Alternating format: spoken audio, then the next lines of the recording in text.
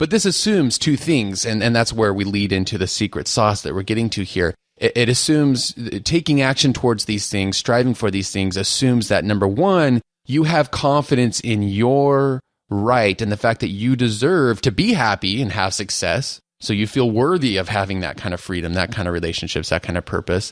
And number two, that you have confidence in your ability to manage all the challenges of life and to achieve, that you have the ability within you to achieve the level of freedom and relationships and purpose. So both that you feel worthy of it and that you have confidence in the ability to actually achieve those things.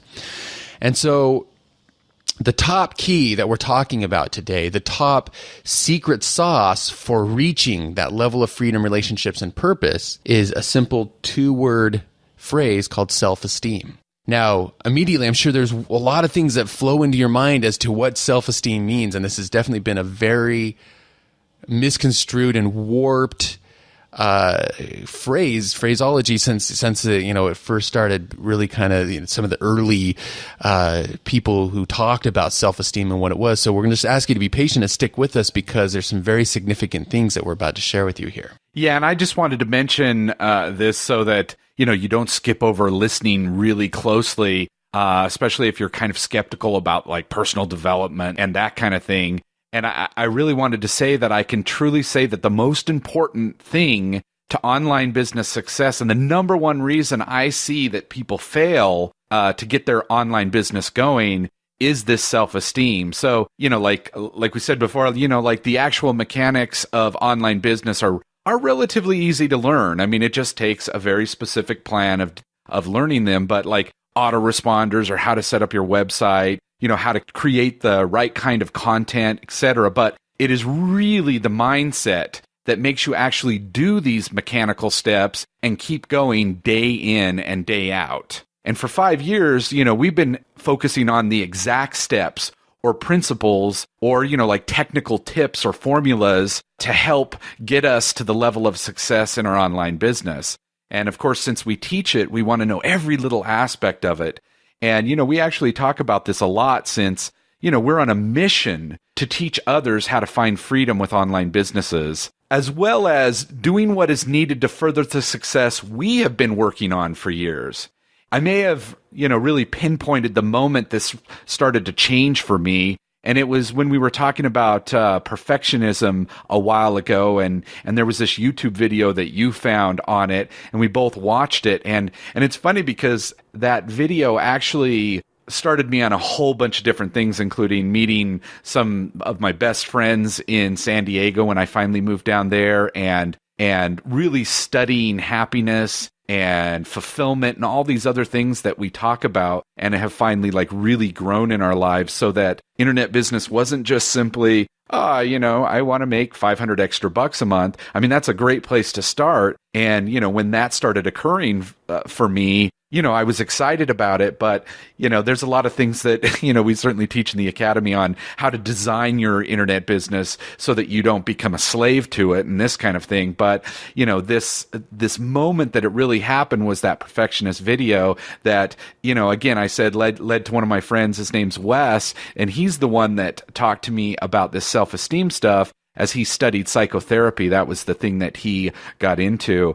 And I got to say, really, when he started talking about this, I really had no desire to read about self-esteem. And I felt that, my self-esteem was fine. And that actually hasn't changed particularly by reading the book. What I found was that it wasn't like I'd had no self-esteem or something, and that reading this book made me, oh my gosh, now I've got all this huge, great self-esteem. It was more just solidifying the self-esteem that I did have, and understanding and like it gave me very specific action plan on how to practice having self-esteem, and then even being able to look at all the actions I'm taking and seeing, is this upping my self-esteem or lowering my self-esteem, which was really interesting. But I just wanted to mention all this before we get into the meat of it, that, I was even like, I had no real desire to learn about it at first. But again, we found this to be the number one reason why people fail. So I guess we should give a definition of what self-esteem is, but let's start really quickly by saying a couple things that it is not, because I'm sure some people in their minds are going, oh yeah, self-esteem, it's the, in elementary school, they start giving us golden stars for this and that and the other, or, there's lots of different definitions that we have. But we're going to be working with a very specific definition. So self-esteem is not just like telling ourselves constantly how great we are, those self-affirmations. It's not false confidence. It's something very much more specific than that. So I'm going to go ahead and let you, Sterling, talk about the two ingredients, which we mentioned briefly, but we're going to go into a little more here, the two ingredients to define self-esteem for us. Yeah, okay. So this definition of self-esteem actually comes from the 6 Pillars of Self-Esteem by Nathaniel Branden. And the two ingredients, the first ingredient is self-respect, which means assurance of my value, an affirmative attitude towards my right to live and to be happy, comfort in appropriately assessing my thoughts, wants, and needs, that the feelings of joy and fulfillment are my natural birthright. And the second one is self-efficacy, which means the functioning of my mind and my ability to think, understand, learn, choose, and make decisions. Confidence in my ability to understand facts of reality that fall within my sphere of my interests and needs. And then self-trust and self-reliance.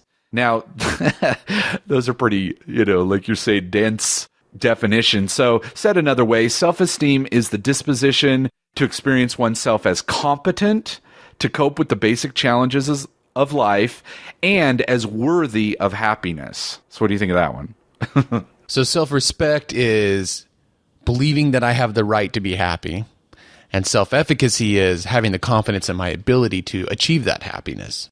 And so that's why we said there's two ingredients. It's self-respect, self-efficacy, deserve to be happy, and able to achieve that happiness. Yep. So to understand these, let's talk about what it looks like when self-esteem is not present, when these ingredients are not present. I mean, if you've ever had like chocolate chip cookies and maybe you forgot to put the salt in, you wouldn't think salt is that important, but it tastes all wrong.